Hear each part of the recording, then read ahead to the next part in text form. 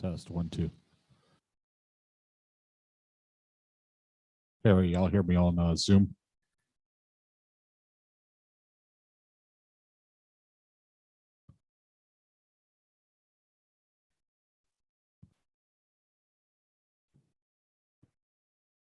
Testing 1, 2, 3, 4, 5.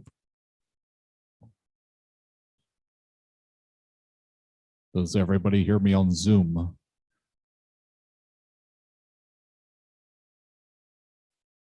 Taking it, nobody hears me on Zoom. Yeah, John, we hear you. Or Mike. Right. Thank you. Got you 5 by 5, Mike.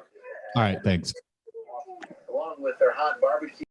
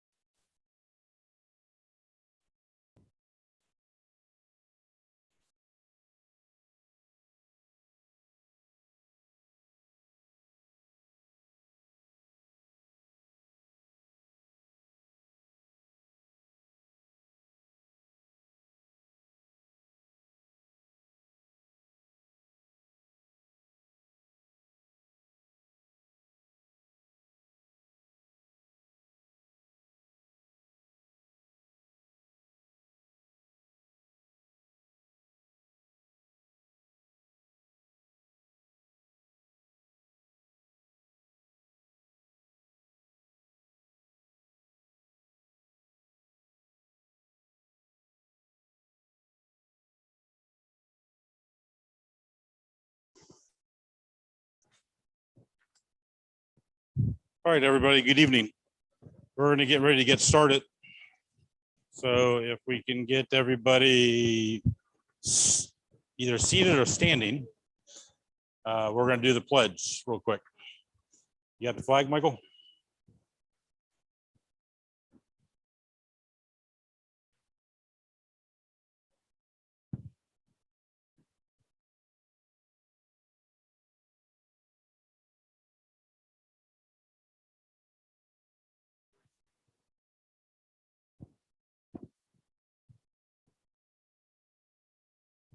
Probably have to pull it over to your screen, maybe.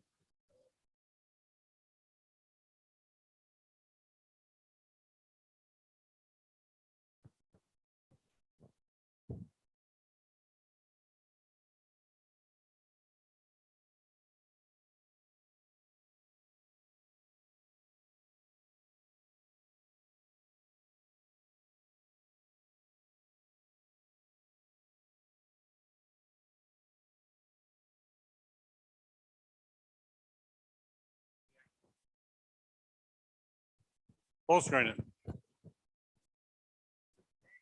You got two in the waiting room. All right. Pledge allegiance to the flag of the United States of America and to the republic for which it stands, one nation, under God, indivisible, liberty and justice for all. All right. Good evening, everybody. We have myself, Michael is the vice president, Bob Nucero is secretary is here, Anna Grow, treasurer, Dean Grow, James here? Didn't see James. Ed Thralls still here? Ed Thralls is here. Frank Gerkes, you online? Frank Gerkes is online. Frank Tagalani? Wasn't sure if he was online tonight. Doesn't look like it. Okay. And then Bob Cumming is here for the board.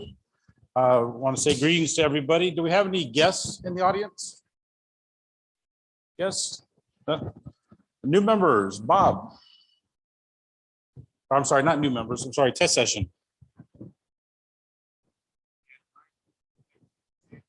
9 people took the exams. 7 new techs and 2 new generals tonight. Congratulations. If you're here, congratulations. If you are watching on Zoom or YouTube, congratulations also. A couple announcements we're going to do, and then we'll go around to the different clubs and boards, board members to sit there and see if they have anything. Just a reminder, the Christmas party is coming up Saturday, December the 4th. It's Knights of Columbus. Doors open at 6 p.m. Dinner is served by 7. It's also our annual awards presentation.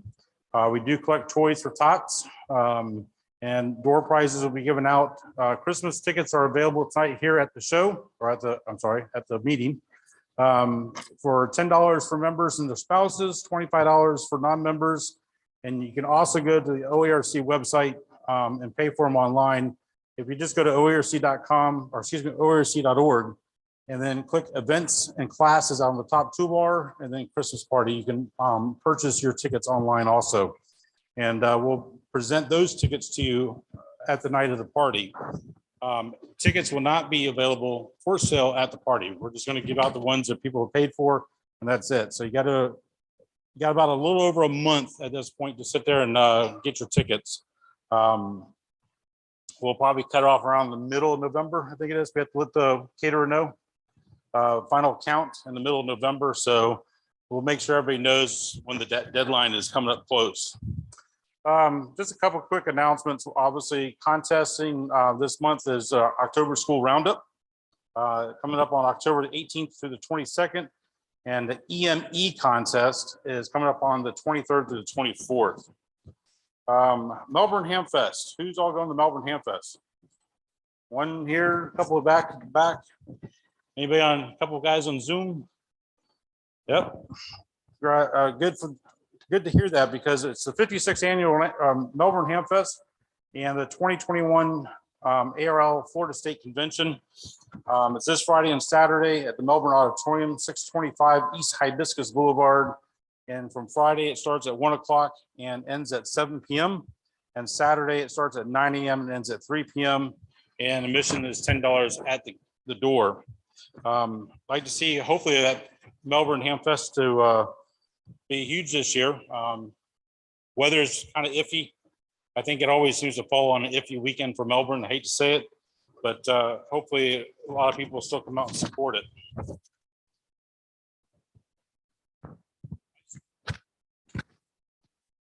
switch to that one.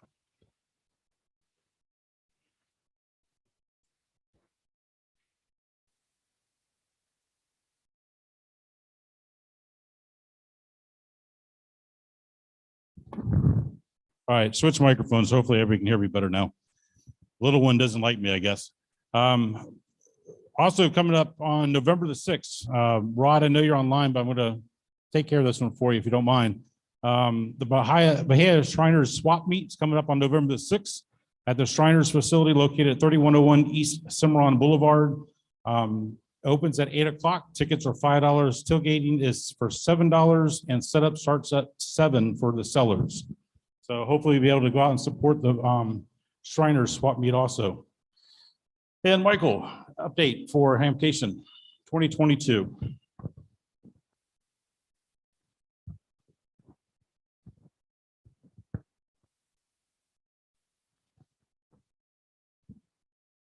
All right. Only thing I really have is everything's a go. We're working on a couple sponsorships with a couple companies for some exciting things coming to Hamcation. Probably go into more detail next month once I get everything worked out. Also, I know here at the fairgrounds, I did a walk around tonight, and this back road back here that was always bumpy and nasty, they actually paved it. And also it looks like they got rid of the area in front of the swap store where it flooded every time it rains. So it's nice and smooth over there. And then also out at the new pavilion, they paved the road out there all the way to the west gate back there the last couple of days. So we will be at Melbourne with a booth. So come by, check us out. Also, I have Hamcation tickets here if you want to buy one, since you're not volunteering, or if you want to get an early bird prize drawing, you can buy one to get put into that. Also, we have donation tickets for extra chance prize drawings. One of them is $5 and 25 of them is $75. So if you want extra tickets for the prizes, you can come over and see me. That's all I have. All right, thank you, Michael. All right, going around to the different clubs real quick. See, anybody from QCWA? Is Rich online? Rich not online, okay. How about Lamar's? Anybody from Lamar's? Oh, Ed's gonna do for QCWA. Hold on one second. We've been meeting by Zoom, and it's going to be a couple more months by Zoom, but we're looking for opportunities to get together outside of the Zoom world. Next meeting will be Thursday next week at 7:30 p.m. That's a new meeting time for us. Normally we meet at 1 o'clock on that Thursday. So we're going to see if we can get more of the members to attend, and that you're welcome to join us. We'll get the information out. All right, appreciate it there, Ed. Lamar's, anybody from Lamar's? Probably see anybody online. Not see anybody online. Jerry is not here. Mike. Huh?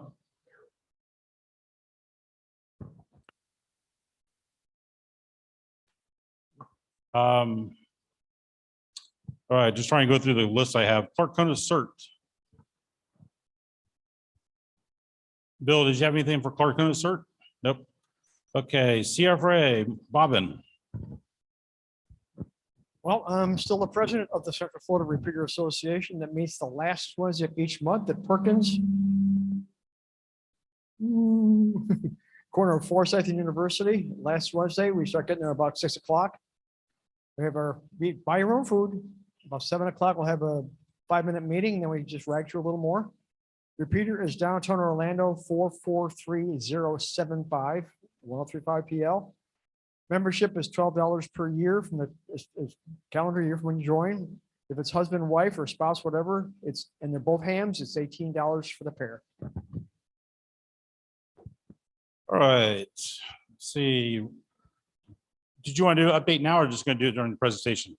Okay. Rod, did you have anything else for the Shriners that you want to mention? The only thing I could add was that we are an ARRL sanctioned event. We got a letter from them a couple of days ago. Other than that, come on out and have a good time. See you all on November the 6th. Thank you again, John. Okay, not a problem. You say you're an ARL sanctioned event? Yes, we are. Okay. All right. Sounds good. I didn't have that one. Weak signal? Anything new for weak signal? Nope. Good.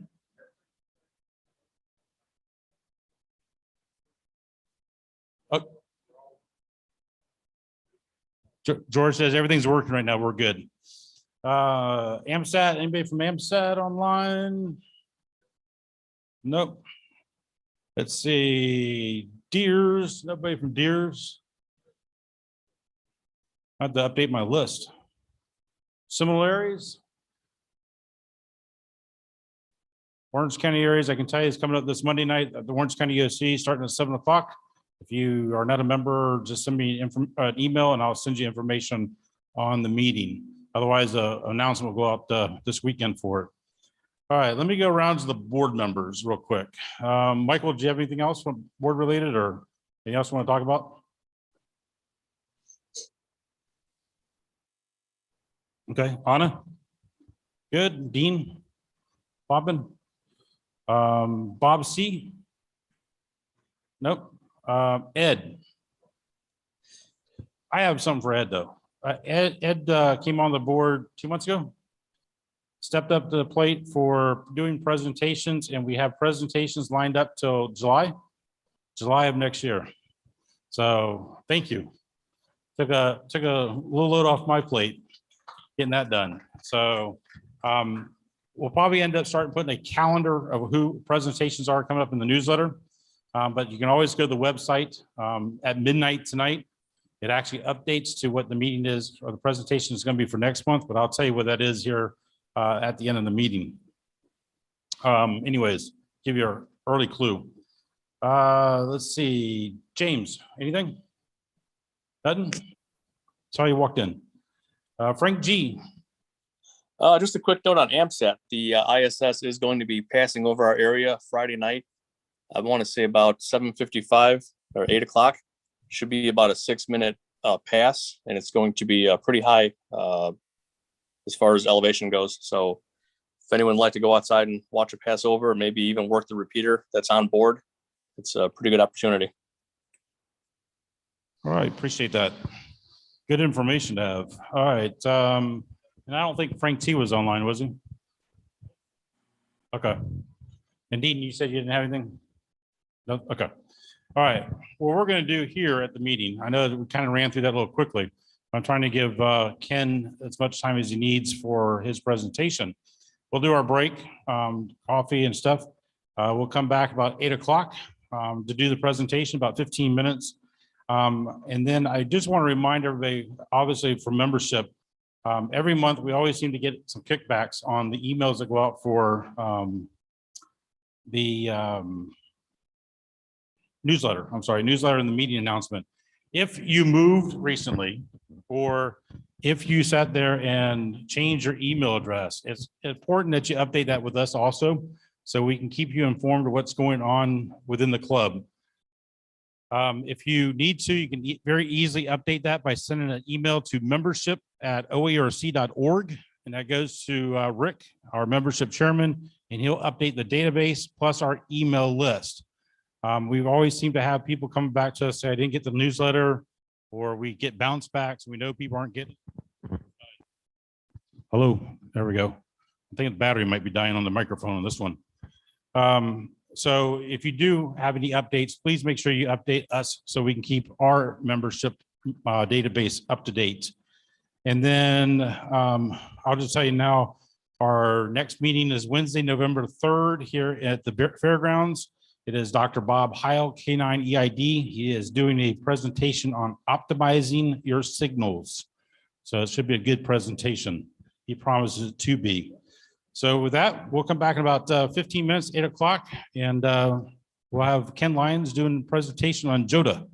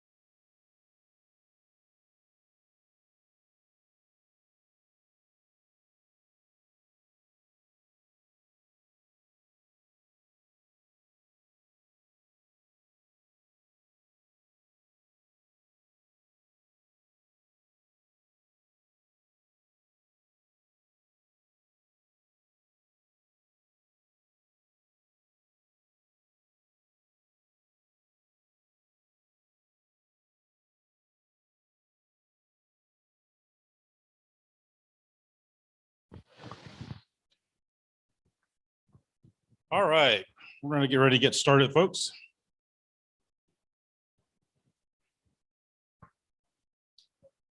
All right, our presentation tonight is by Ken Lyons. His call sign is KN4MDJ.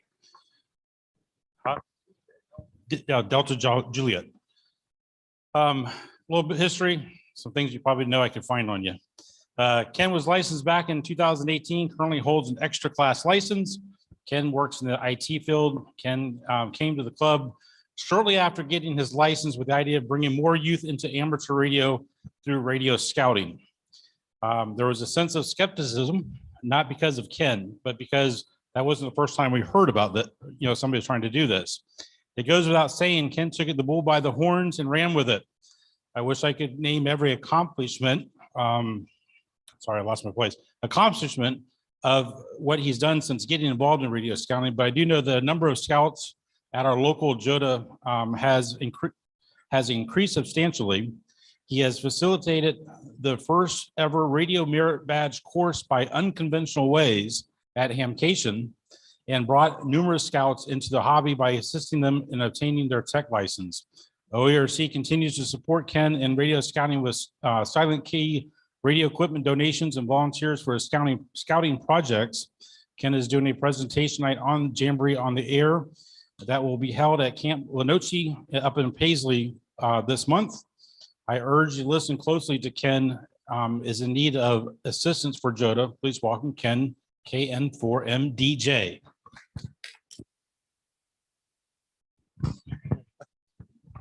Hello, everyone. And if we can go ahead and pull up the slides up. PDF. There we go. You can go make that full screen. I think it's Control L. Or move over this way. Better. All right. So again, my name is Ken Lyons, KN4MDJ. 25 years ago, I used to have a different call sign, but unfortunately it stays with the equipment in the military. Let's see. I am the Southeastern Assistant Division Director for Radio Scouting. So they said I did such a great job here in Florida. They put me in charge of Alabama, Georgia, Florida, Virgin Islands, and Puerto Rico, doing the exact same thing, which is pretty much contacting all my counterparts in all those councils, which includes Girl Scouts and Boy Scouts, and now the YMCA. So in short, my job is to try and bring amateur radio to 500,000 youth in this area. All right. Did you get it? Page display.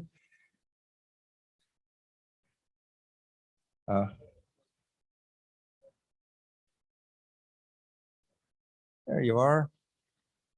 Let's slide that over. All right. Okay, that works. So radio scouting, a lot of people don't realize radio and amateur radio actually predates the BSA. So Baden-Powell created the BSA, or created scouting in 1908. And BSA formed in 1910. We are actually in the very first scout handbook on how to make antennas. We have 2 pages just for amateur radio in the very first scout book. Back then it was crystal sets and it was all Morse code. All right, so here's a nice little picture. So I had to dig this up from the archives. This came from England. They used to have horse-drawn carriages back then. Anybody heard of those? It was before cars. So just a few years ago, yep.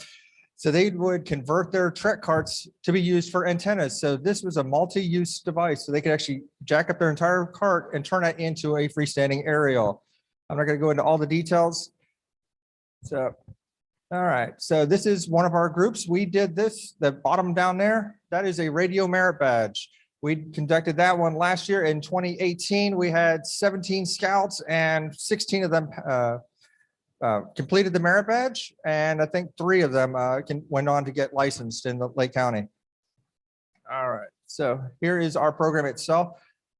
I work at the council level. So you've probably seen a lot of the different Boy Scout troops, Girl Scout troops. They all have about a dozen scouts. Some of them are a little bit larger, might have about 100 people. I go to the large events. So this is sort of like doing a ARRL field day. Hey, now you can hear me. At, say, the Central Florida Fairgrounds or at some other place. Too loud. Thank you. So when we do an event at summer camp, essentially, we have 2,000 captive scouts. We have a pool of 26,000 scouts in 9 counties just for our area. So that gives you an idea. So we're doing it just like anyone else. We have a venue, we set up, but we have a whole bunch of scouts. So we get to expose amateur radio to a lot of different scouts. And even with a 10% capture rate and a 1% licensing rate, that's still a lot of scouts. All right. So Jamboree on the Air. How did it all start? Well, it essentially started as somebody set up a radio at an event.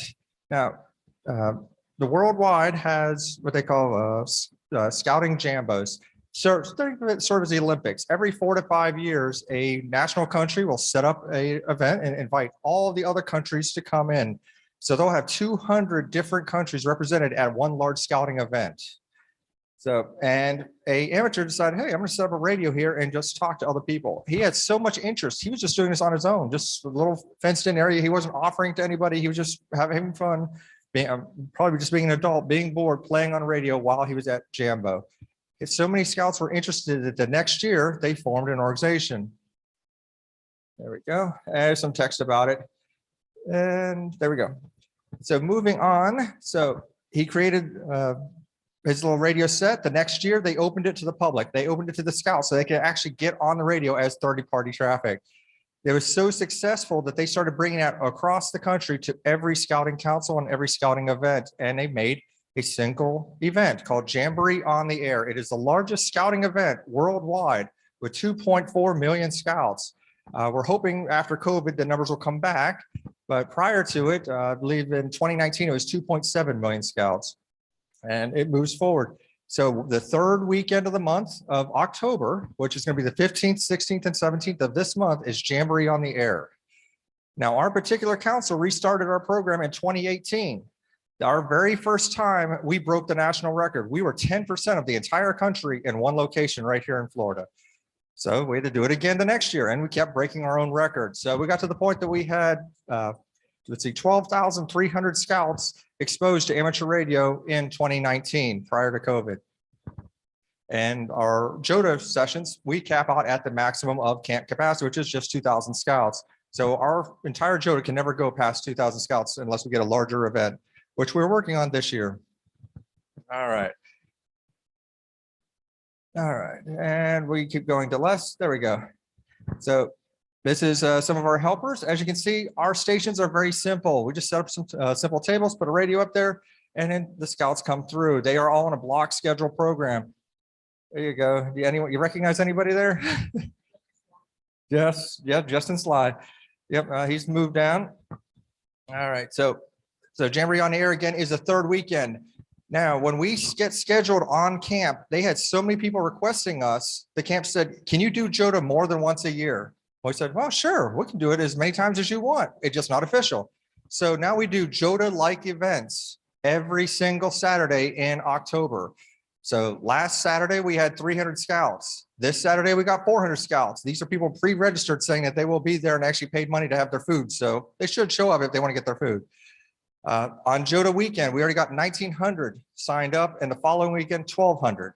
So these are scouts that already want to come to us and see us, and they actually have their name on a list saying that they want to come visit us and learn something. All right, so this is a simple setup. So this is how we currently set up now, is on the flat basketball court, depending on how much equipment we have. Many times we'll bring in the MCOM trailers from Lake County, which is the local area where our Paisley is at. And as you can see, we put some dining flies up there. We learned an early lesson: always prepare for rain. It is never good to not be ready for rain, just in case it's Florida. So we put all of our equipment, anything that's delicate is underneath rain cover, just in case, and can quickly be moved to it. As you can see, we have a nice little line on the top right here. And in the very bottom left corner is our Morse code station. We actually do several different stages to teach the scouts to learn different things. It is our goal, or end goal, is not to get every scout licensed. Our end goal is to get every scout the experience and the knowledge of seeing a ham radio operation and just give them a taste of it. So we have a lot of scouts that they see this year after year, and then they finally get licensed saying, hey, I've been doing this last 5 years. I really like it. I want to keep doing it. All right, so here is a overview. So in the back corner is the Lake Amateur Radio Association's ham trailer. On the right, you can see our dining flies, and the very bottom is the very first thing they see when they come in, and we give them a brief history. So I'll do a very condensed version because normally we do a 15-minute presentation on all of this. So does anybody recognize any of the devices down there? I'll give you a hint. If you go from left to right, you're going from 27 megahertz CB radio to VHF to a regular car, 88 to 108 megahertz. Our regular radios at 2 meters to the marine band, air band, 2.3 gigahertz Sirius XM, 2.4 gigahertz Wi-Fi. And that also goes with age. All the adults that come to the table, they immediately know CB radio. They all recognize CB radio. All the kids, they get there, they immediately see on the very far right is the 5 gigahertz drone. So that is our delineation. So where they recognize what those devices are shows their age. All right.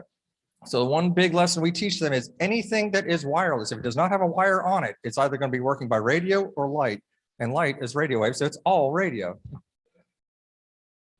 All right. Very first question to them, who has a radio in their pocket right now? And I'm sure everybody in this room and probably online also has one right now.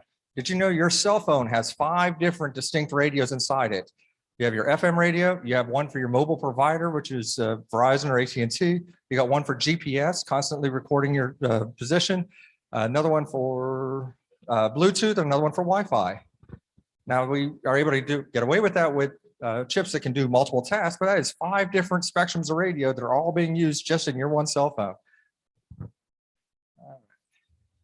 And we start that out with their kids on what is their favorite radio station in the car. They throw out some number like 98.6, and we just tell them, imagine what happens if we lowered that number and go all the way down to 27 megahertz and show them that every radio device and every device or every band is all on the same ruler. It's just where you're at on that particular ruler.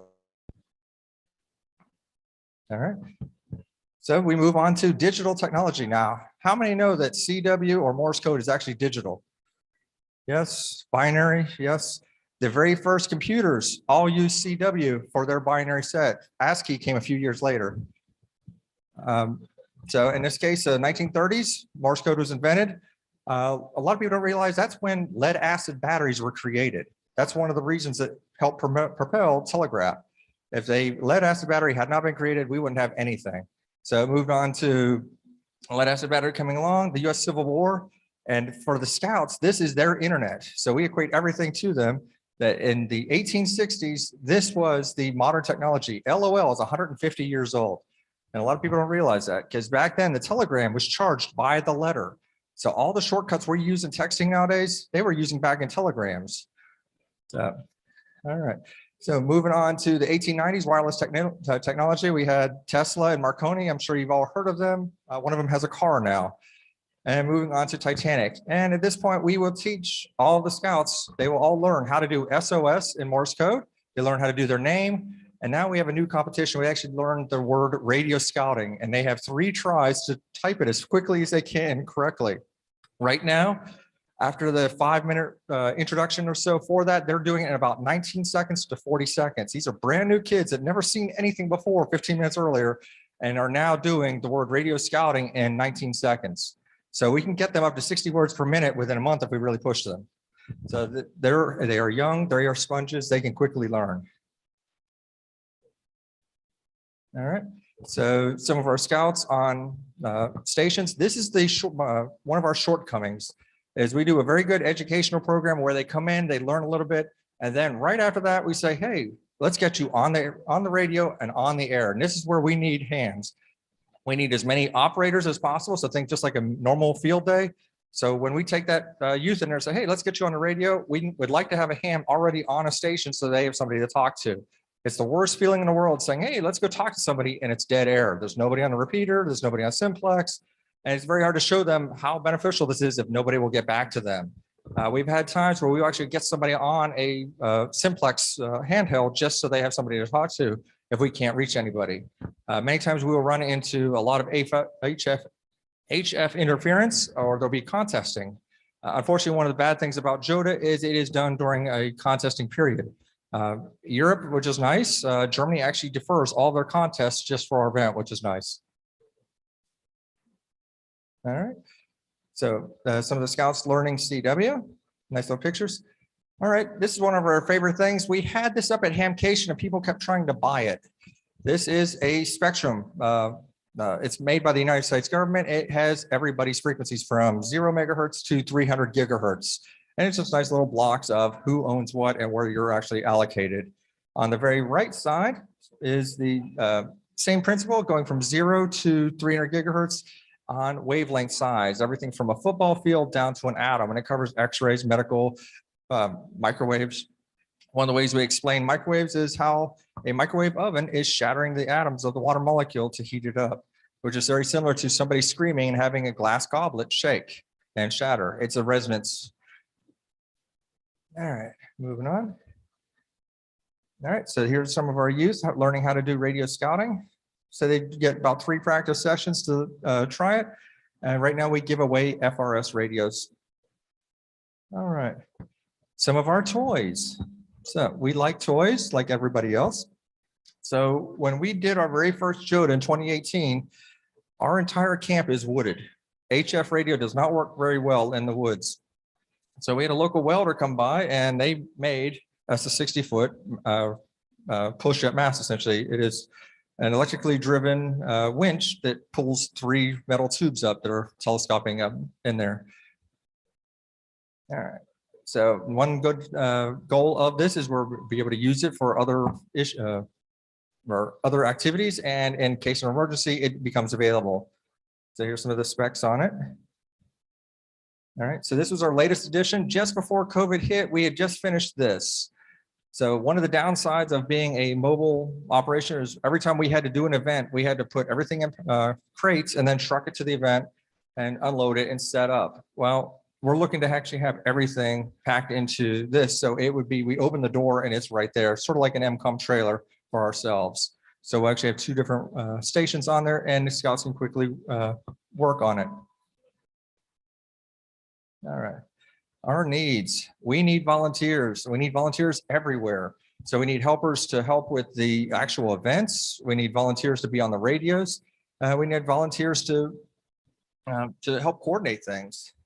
One of the biggest ones is I will get an email from somebody in the middle of Texas saying, I want to help out in JOTA, or I'm a ham and I want to help a local troop. My hardest thing is reaching out to the local clubs and also reaching out to the local scout troops and trying to put those 2 together. All right, so hams and JOTA stations and hams on the air. And back to the very first one is on those Saturdays, we would like to have different hams that are available to be listening to the radios and to respond. We usually work at 10.2 megahertz, which is in the 200 meter band. And depending on contesting, we will fluctuate from there and whatever band conditions provide. We usually try and publish what we have going on. All right, equipment donations, financials. So a lot of people don't realize that everything we do, everything in scouting is free of charge. The youth don't pay anything. I think the only thing we really charge them for is the food and for the shotgun shells, because ammo is very expensive. All right, and prizes. So right now we give away $10 FRS radios. If they get licensed in tech class, we actually give them a Bofang radio to get them started. I'd love to give them a Yaesu radio, but it's $100 versus $20. All right, some of our very sponsors and the Lego build game. So this is one of the very first things that scouts get to achieve. So in non-COVID years, we have 2 buckets of Legos that are identical spread across the field. They can't see each other. Using a FRS walkie-talkie or hams on each side, that one of them will build something and then describe how to build his little creation to the other person unseen. Now, how would you explain to build a building without blueprints, without something visual? So he's telling somebody to take this spot, take a 2x1 block and put it onto a 2x3 block and doing all the different steps. And at the end of it, they compare their notes. So as you can see in the top left corner, they're pretty close. And on the bottom right, they're exact.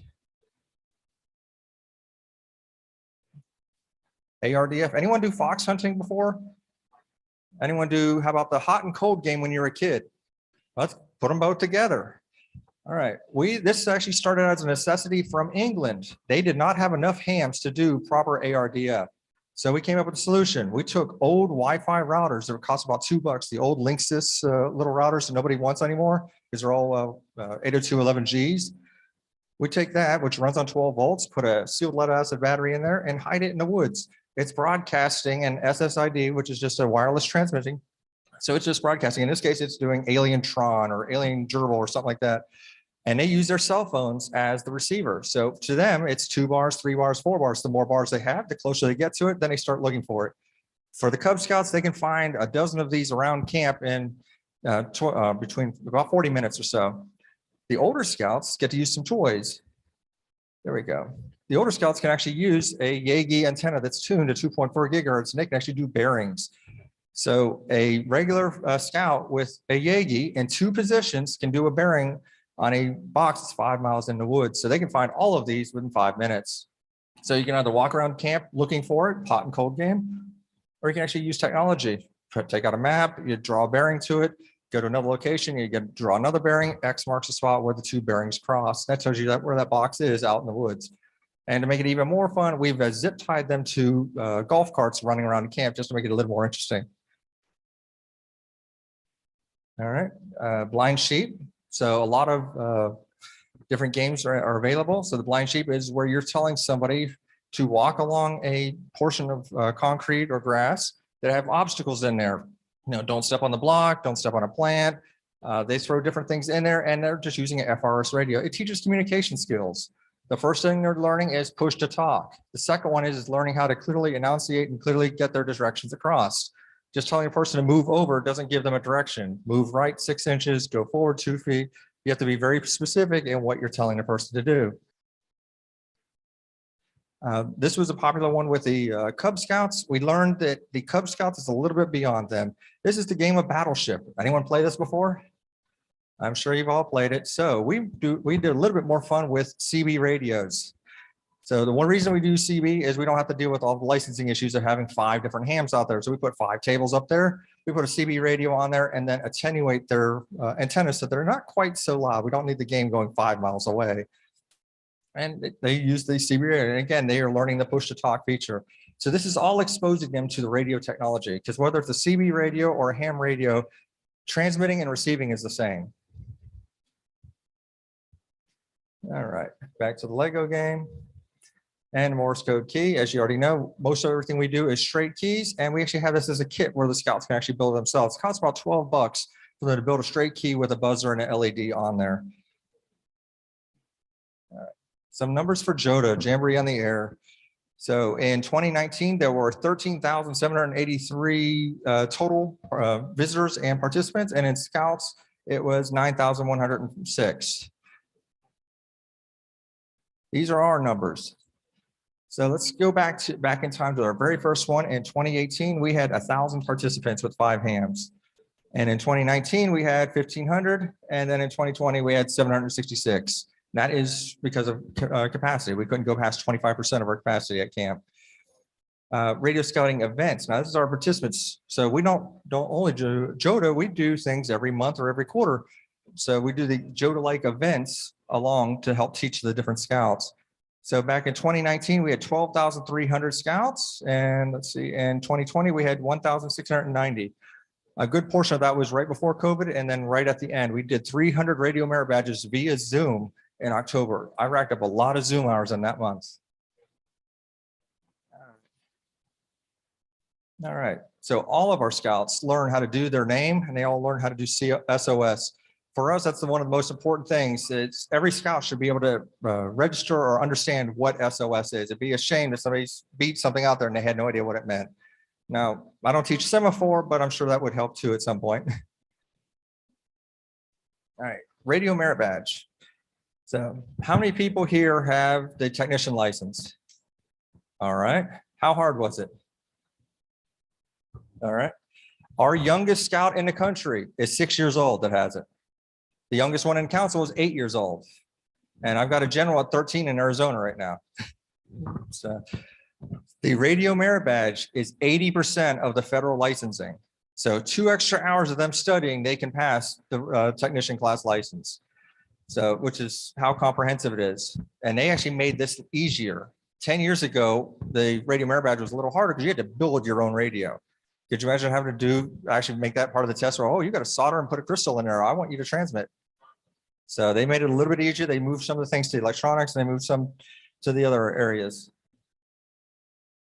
All right, so a little bit about me.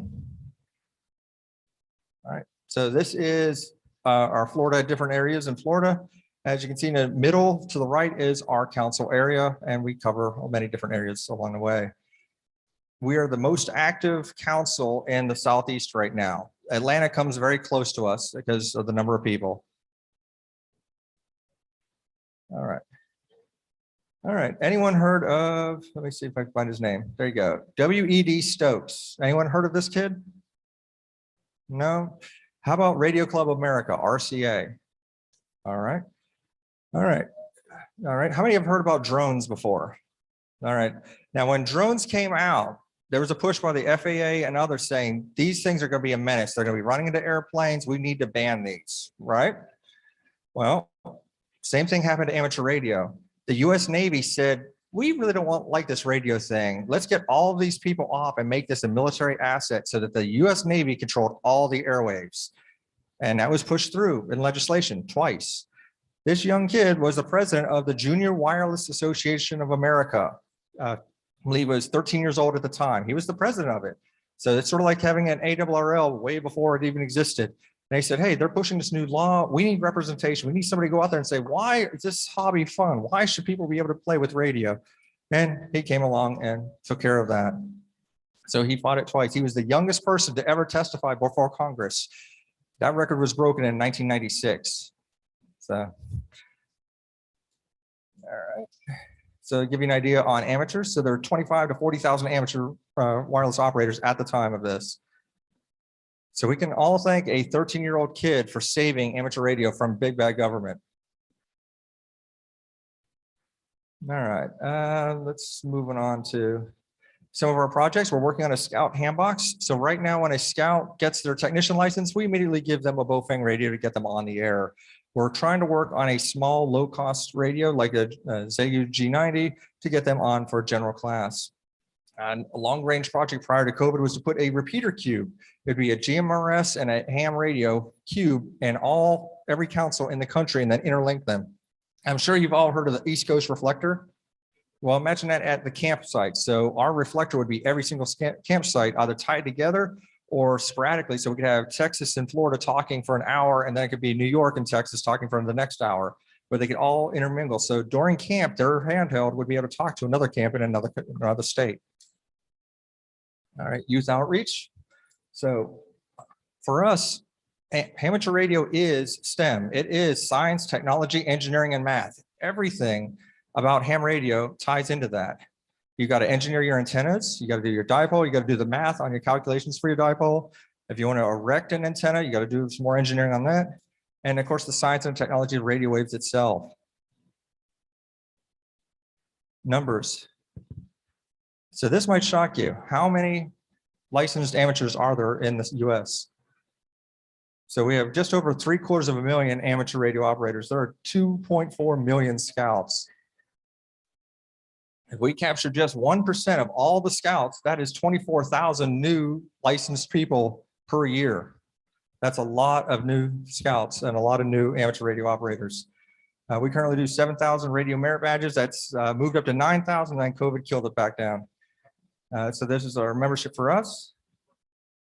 Anyone notice anything about the FCC licenses on the 1970s? There are more people licensed today than there were back in the 70s. A lot of people don't realize that ham isn't dying, it's growing. And one of the big fields of that is drones. So if anybody has a drone out there, as soon as you get licensed, you go from 250 milliwatts general public to an 8-watt chip. So your radio and your drone can have the same power output as a Boeing 747. There's not many trees in sky, so it gives you some better range. All right, so the same thing that I always harp on, everybody always says, there's not enough youth in amateur radio. Well, I'm coming to tell you, we have 2,000 youth at our events. There are plenty of youth available. All we have to do is get them interested in it. All right, the repeaters are dead. Well, if we're giving them a Bofang radio, that will help with the repeaters, get them on the air. So scouts outnumber ARRL 15-1, and they outnumber all hams 3-1. So there's a lot more potential if we're used to get in there. All right. And we can skip some of that. All right. How many have heard of 5G? 5G cellular. All right. How many know there is a dire shortage of personnel for it? Yes. All right. AT&T and Verizon are dying for 200,000 workers to install 5G. So for those not familiar with it, 5G is sort of like super Wi-Fi. Instead of having one big cell tower every 5 to 10 miles, they're putting one cell tower every 5 to 6 blocks. And they're putting on telephone poles. It takes a lot of telephone poles. There are 250 5G towers just for Orlando Metro. They're slowly going out. The other issue they're running into is they're hiring all these new workers that say, great, you want to install 5G, you know how to use a computer, you know how to do video games, you know a little bit about Wi-Fi.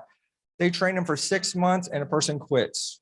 So those companies just lost all the labor. They had to pay that worker for 6 months to get them trained, and they lost all the time involved in training them.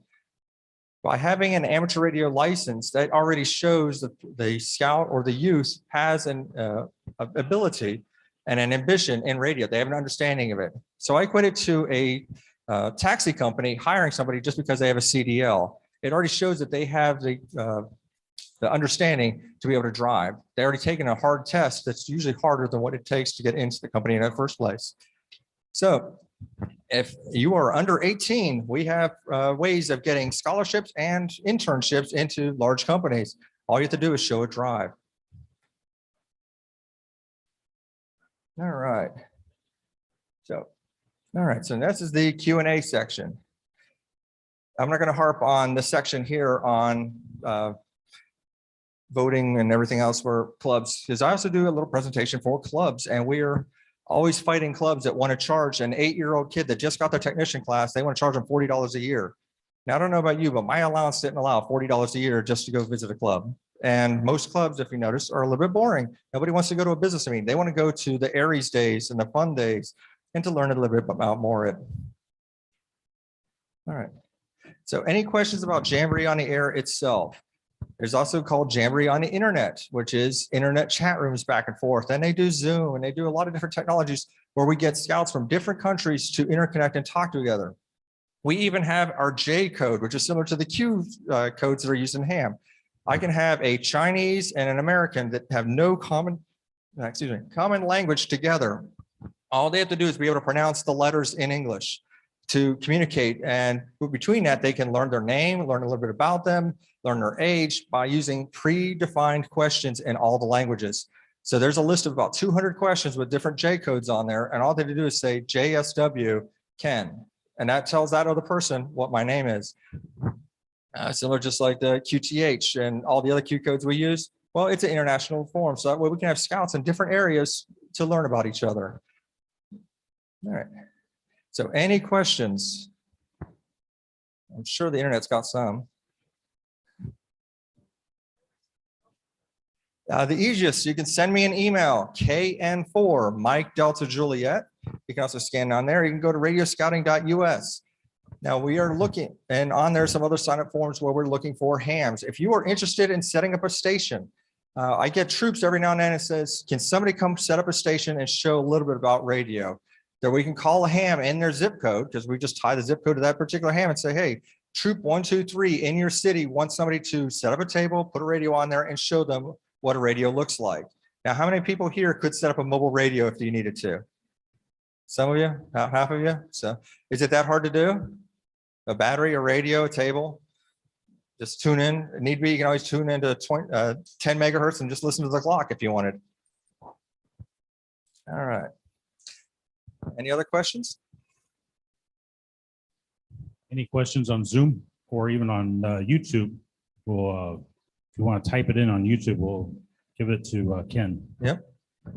Yes. Yes. Yes. All right.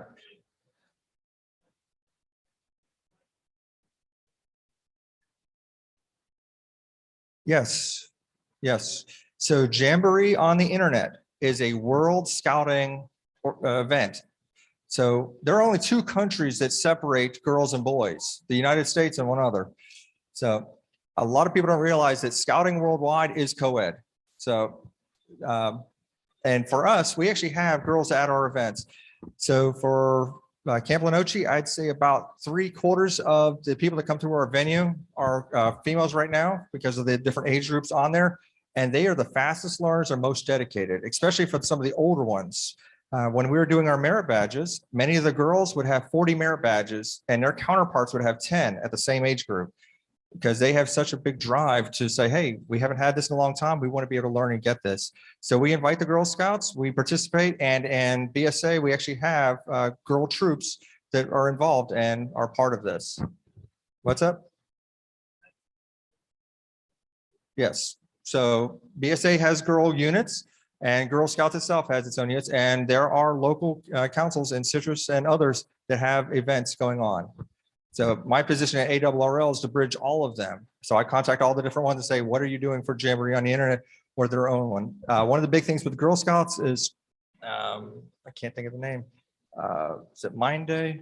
It happens in May. So they have a very similar event to what we have in May, where we can, Thinking Day. So that is one of the popular things in Girl Scouts is called the Thinking Day. And they do something very similar where they have Girl Scouts and Girl Guides internationally connected with each other, which is very similar to JOTA. All right. Got one more here. Yes. Yes. So a lot of people don't realize that Boy Scouts of America, the corporation, the nice big parent company at the very top, is broken into several sections. Very first one is Cub Scouts, which is now co-ed. Then it's Scouts BSA, which has girl troops and boy troops. Then we got Venturing, which is the more advanced, that is 14-year-olds to 21-year-olds. They do the mountain biking, they do the mountain climbing, and they can actually go hunting, which Scouts can't do. And then we have Explorers, which tie into Police Explorers, Fire Explorers, and that's all part of the same organization. And they're all involved and they all do the same things. And there's also Sea Scouts. So those that are very familiar with the Navy or want to be tied to either Sea Cadets or some of the other ones, they actually have a section called Sea Scouts that are involved. And Jamboree on the internet is open to all scouting youth. So it doesn't really matter what organization you're tied to, the event itself is open to everybody. If anybody on Zoom has any questions, don't forget to unmute your microphone. Also, if you're on YouTube, just type it in the chat and we'll give the information to Ken. Yep. So again, my direct email is my call sign, Kilo November 4, Mike Delta Juliet @gmail.com. If you need to email me directly. For as many helpers as we can locally and also internationally and across the country. So if you're in Miami, Florida, and you want to help and you're seeing this broadcast, contact me and I will put you in contact with my counterpart in your area.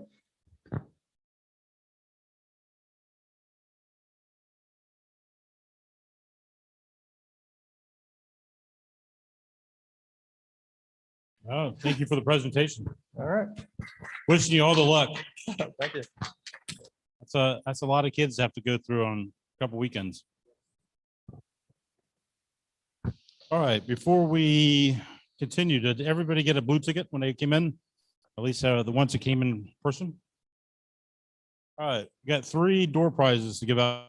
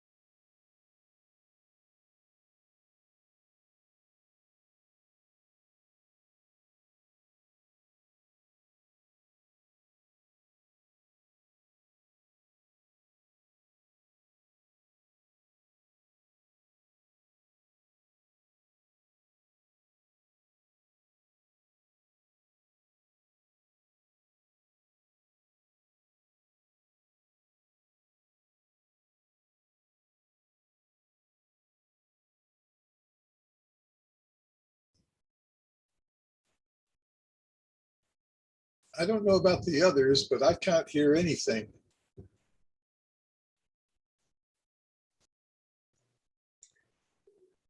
I've lost the video also. Yeah, I just put it out on chat that we have no audio from the speaker. And for some reason, John changed the host over to you, David. I'm not sure how that happened. That's why we lost them.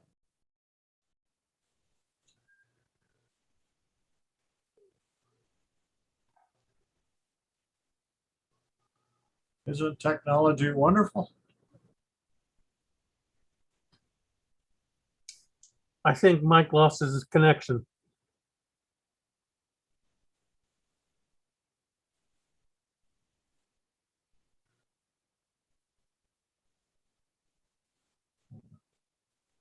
Well, bid you a good night, gentlemen. Yep, same here. 7-3 all. Bye now. Show's over. We might as well sign off. Thanks for the presentation. Goodbye.